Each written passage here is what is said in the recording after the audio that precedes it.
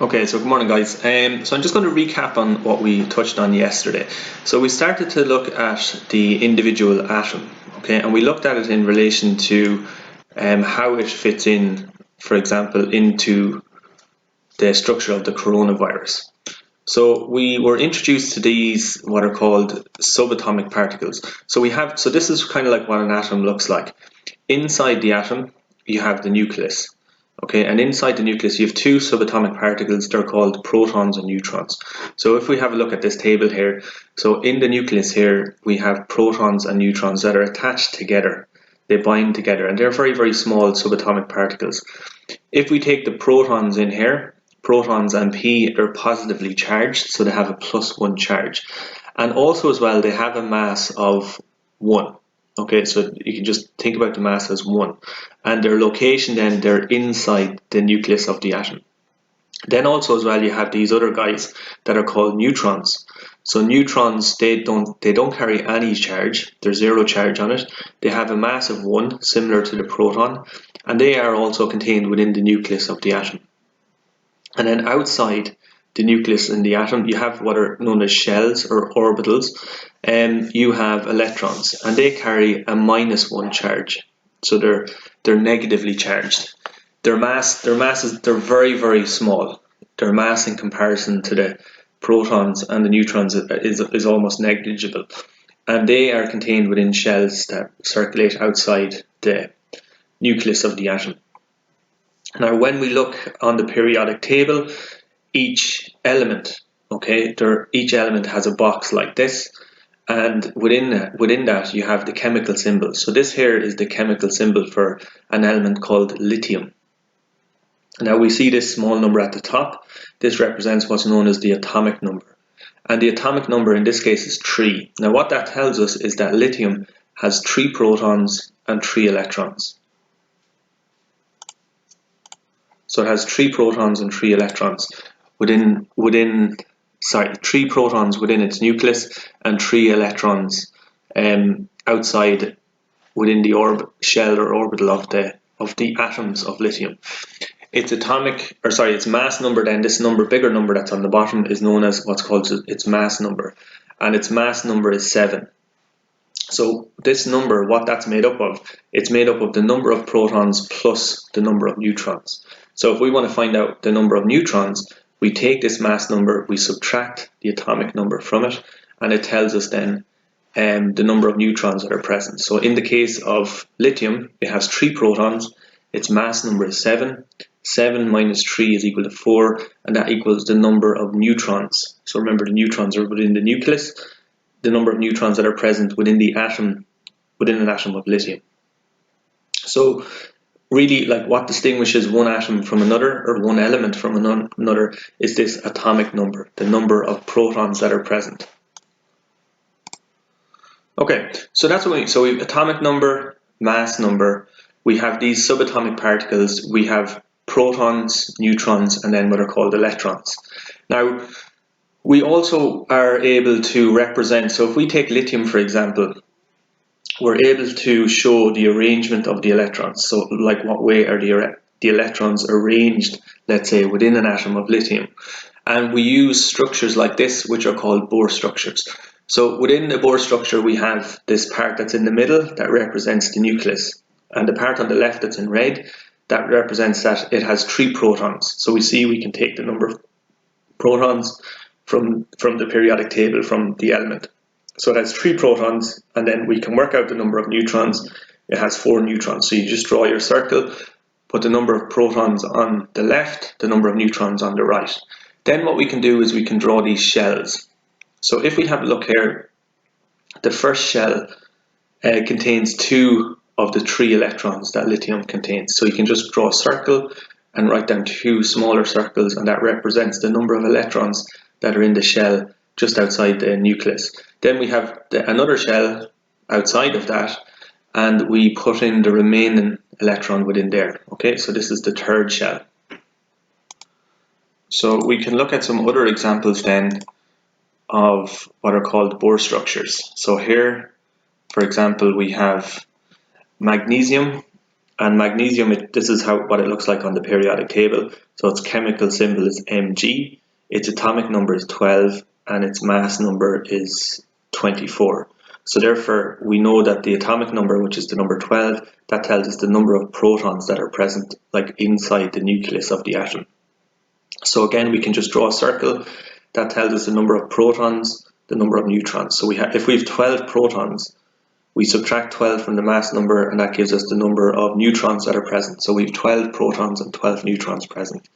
If we have 12 protons, we have 12 electrons then as well. So we can see here, we can draw these shells outside of the nucleus of the magnesium atom. And in the first shell, we'll take 2 electrons. The second shell is taking 8 of those electrons. So we've 2 here, we've 8 in the second shell, and then in the third shell we put the remaining 2 electrons. Again, what we're looking at here, so this is an atom of helium, so it's represented on the periodic table. It has He, it has 2 protons within its nucleus. So we can see here on the Bohr structure, it has 2 protons. If it has 2 protons, then we subtract 2 from the mass, and that tells us it has 2 neutrons. It also will have 2 electrons, and those 2 electrons will fit in the first shell. So these are like what are known as Bohr structures, and it's just a way that we can represent, we can take an individual atom from it, like we can look at an individual element on the periodic table, and then take information from that element, and then look at what is the arrangement of the atom of that element. And we can use these, what are called Bohr structures. Okay, so what we're looking at here, so when we think about, like when you look at the periodic table, okay, so the periodic table of elements, it's not, if we look at this periodic table, okay, this is like a huge amount of work there's been a huge amount of work has gone into this, preparing this, and discovering the elements, and then also figuring out their structure, as in the arrangement of their subatomic particles. And by scientists being able to understand, let's say, like the structure of the individual atoms, they're able to understand the structure of these like macromolecules, for example, within the coronavirus. And they're able to understand how these atoms join together to make macromolecules such as proteins. And then how these proteins, like how the amino acids and proteins fit together to make a protein structure. And that protein structure will fold up to create, for example, a part of an organism. So in this case, like the proteins are folding up to make these spikes that are that are part of the coronavirus, on the surface of the coronavirus. And these spikes are it's very important that scientists understand, let's say, the atomic structure, the atoms that make up these spikes, and then the proteins that make them up and their arrangement. Because what they can do is, if they can figure out how those particular spikes, how they work, and how the virus uses those spikes to get inside a human cell and infect it, they can start to look at developing vaccines in order to be able to counter it. So it's very, very, very important.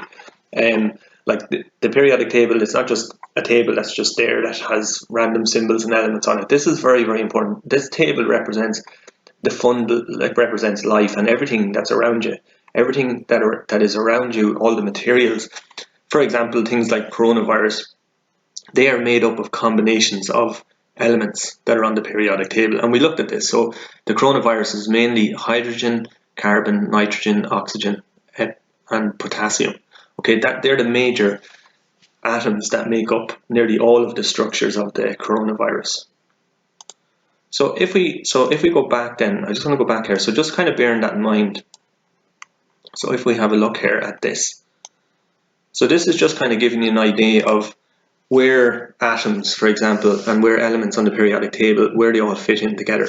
So if we go down, like the smallest structure, now we can get smaller than atoms as well. We can start looking at the individual subatomic particles like protons, neutrons, and electrons. But atoms, so an atom then is the smallest unit of matter. Now atoms then, they actually join together and they form what are called molecules. So molecules are just like groups of atoms that are joined together. So for example, this here, it looks like a water molecule.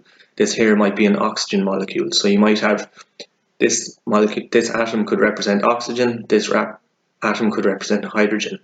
So see here we have an oxygen atom joined to 2 hydrogen atoms, and that makes what's called a water molecule. Here we have 2 oxygen atoms joined together to form a molecule of oxygen. Then what happens is the atoms form molecules, the molecules are structures then, and they can form like cells. For example, they can come together and make proteins, they can make carbohydrates, they can make, like, if you take a carbohydrate and proteins, and lipids and fats and things like that, if you break them down, they're made of individual atoms joined together in different ways.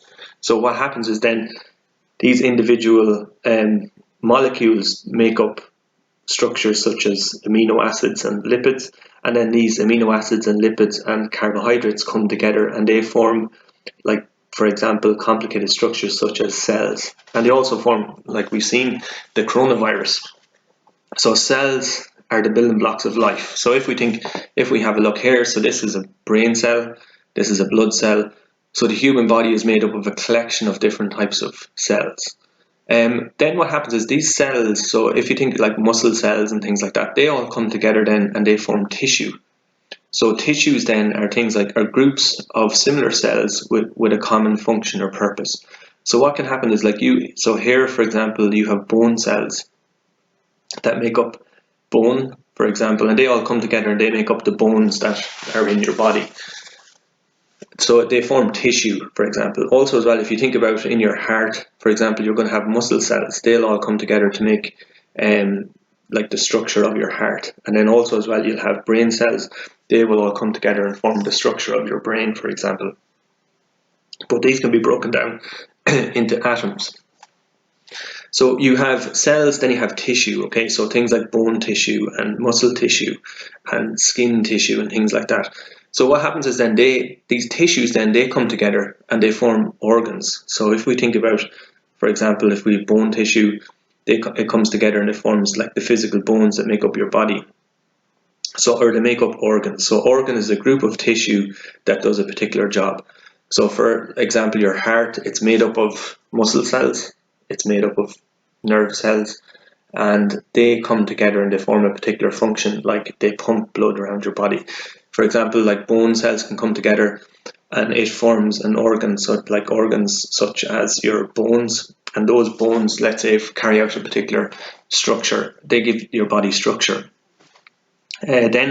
So organs then are arranged into systems. So these are groups of organs that work together. So for example, here you have all of the individual bones, let's say, all throughout your body. So you have your skull, you have your arms, you have your pelvis. They all come together. You have your rib cage, and they form a particular system. So in this case, it's your skeletal system, or your skeletal system. So what happens is then you have all these different systems. So you have, for example, in humans, you have the digestive system, you have the circulatory system, you have the nervous system, you have the skeletal system. These all come together and they form this really complicated structure that is known as an organism.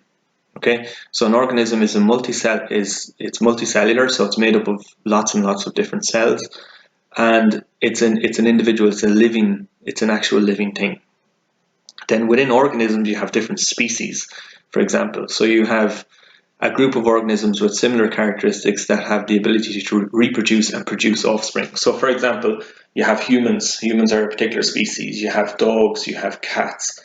You have, like, think about all the different types of insects, all the different types of animals that you have. So species are groups of animals that are able to breed together and produce offspring. Then that can be broken down into a population. So a population is a group of individuals of the same species that live in the same place. So if you think about, like, for example, rabbits in this case are an individual species, they're an organism. And then within a particular area, there's going to be a population of rabbits. Okay, so they're all the same species, but they're living in a particular population within a particular area. Then up from that, then you have then what are known as the communities. So a community then is a group of populations that interact with each other and live in the same place. So a community then would be, so for example, in the country you might have rabbits and foxes and badgers and pine martens, for example. That would be a community of organisms, or a community of different species. They all live together in the same area. Then up from that, then you have what's known as an ecosystem. So an ecosystem is a group that consists of a community and the physical medium that surrounds it as well. So a community is like just all the animals, but the ecosystem is the animals and then the habitat or the place in which they live. So think about the physical, like things like the trees and the terrain, the air, everything that's all around them, and that would form the ecosystem. And then up from that, then you have what's known as the biosphere. So the totality of living things found on Earth. So like the Earth, for example, would be considered a biosphere, and it's made up of thousands and thousands of different ecosystems, thousands of different species and organisms as well. So that's just kind of, like atoms, like if you want to look at, like, why is it important to study atoms and look at the structure of atoms? Well, atoms are like the fundamental building blocks of everything around us. They're the fundamental building blocks of things that are alive, and they're also the fundamental building blocks of inanimate or non-living things, such as like walls and just materials like gold and silver and things like that. So an understanding of this like fundamental particle that makes up everything around us helps us to understand, let's say, the bigger systems. So things like, by understanding the atoms, we understand the molecules. If we understand the molecules, we understand how these individual cells work. And if we understand how the cells work, we can start to fight things like the coronavirus, and we can start to defend ourselves against these, like, for example, microorganisms. Okay, so that's just today's lesson. So if we just kind of go back and just have a look at kind of like where we started. So again, if we think about, so we're thinking about like the coronavirus, for example. So the coronavirus is this really, really small machine, for example, like over 700 coronaviruses that are fit across the width of a human hair. The coronavirus, then, if you break it down what it's actually made of, it's made of all of these subatomic or macromolecules. So things like proteins and fats and carbohydrates and DNA and RNA, for example. And then when you break these particles down, they're actually made of these individual components called atoms. Okay, and we have a thing called a periodic table. It represents all of these individual atoms that are out there. So we have all of the individual elements that make up everything that's around us, including the coronavirus.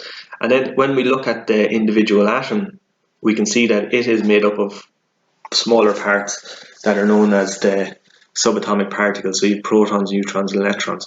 And we can, on the periodic table, there's all this different information that we can take. For example, we can look at the number of protons, the number of electrons, and the number of neutrons based on the information that's on the periodic table.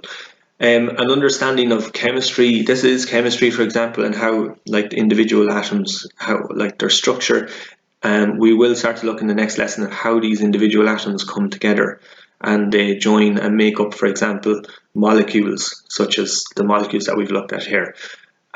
So an understanding of these microscopic, very small atoms helps us to appreciate and understand the bigger and larger, more complicated systems that, such as like different systems and organisms, and it helps us to fight diseases and understand how the body works. And then it also helps us to understand how these microorganisms work as well.